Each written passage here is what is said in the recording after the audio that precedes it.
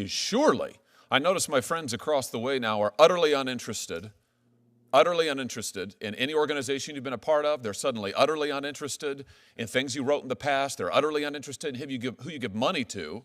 That wasn't the case just a few years ago, but be that as it may, surely they're interested in your truthfulness. I have now counted, just as I've sat here today, 4 separate answers by you, all of them conflicting as to what exactly was your relationship with workers' dignity.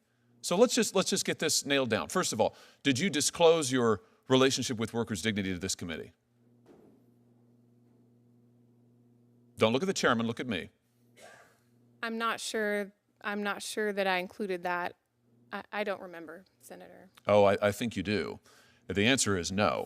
You did not disclose it to this committee. Then you told Senator Grassley, I've never represented that group.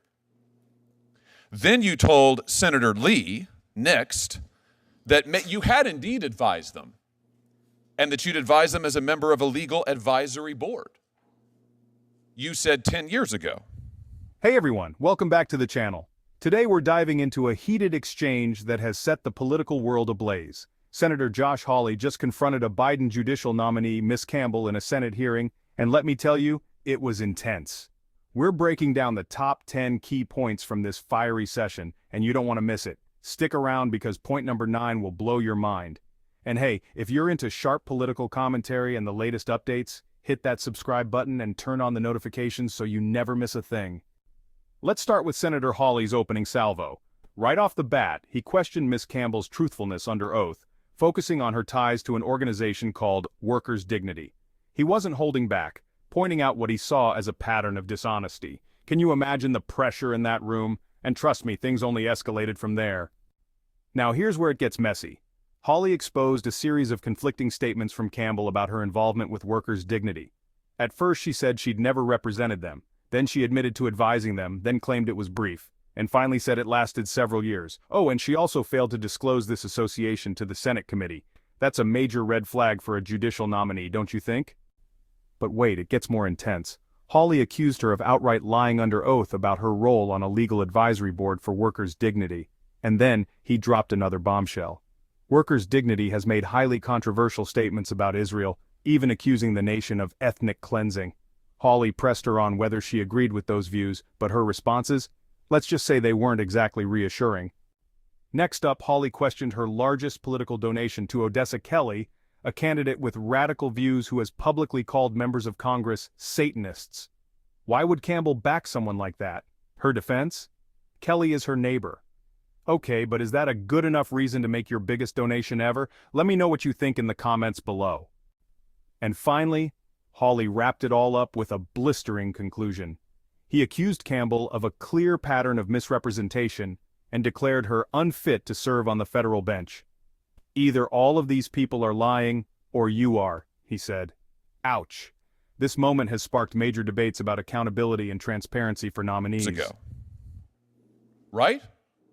Then you told Senator Cruz that in fact you told Senator Lee you'd advised them briefly. You told Senator Cruz actually you'd advised them for 3 years. Then you told Senator Durbin that it wasn't 10 years ago, it was 15 years ago. So what is it exactly? You didn't disclose your association with this radical group to the committee. You're currently listed now, your own bio lists you as a legal advisor to the Workers' Dignity Group from 2013 to the present. To the present. The Tennessee Bar Association cited your work with this group for your nomination. So what is the story? When did you start working for Workers' Dignity? Senator, more than a decade ago, for 2 or 3 years, I served on a legal advisory committee or board. So you gave them legal advice. We were helping them set up as a nonprofit. So you represented them. So you lied to Senator Grassley earlier when he explicitly asked you, did you do any legal work? And you said no. Senator, in fact, you served on a legal advisory board. That's your testimony now. Correct? Senator, I served on this board. On a legal advisory board, correct? Correct. Okay. So you lied to Senator Grassley here under oath. What else have you lied about? Workers' Dignity has condemned Israel's ethnic cleansing of Palestine. They have said that Israel is engaged in ethnic cleansing. Do you agree with that? No, Senator. How can I believe you? You just lied under oath a moment ago to Senator Grassley. You've lied to us up and down on this committee. I mean, this is a serious problem, Ms. Campbell. I have to say, I've never seen a witness, never, in 5 years in this committee, sit here and lie to us and change the story person to person.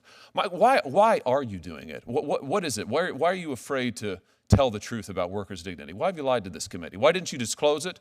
Why did you lie to Senator Grassley? Why have you changed your story every time you're asked? Senator, I have not lied to you today. I've tried to represent my participation with this group.